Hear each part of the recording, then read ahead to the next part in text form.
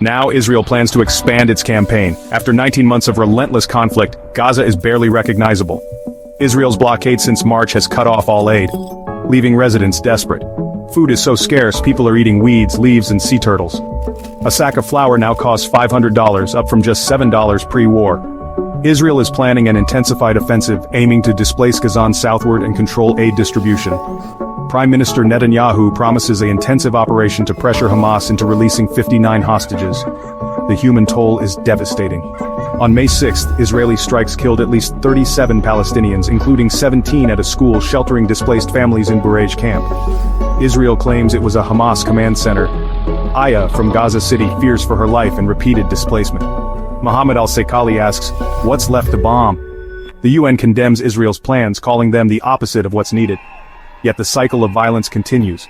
Stay informed, support humanitarian aid, and demand international intervention for peace.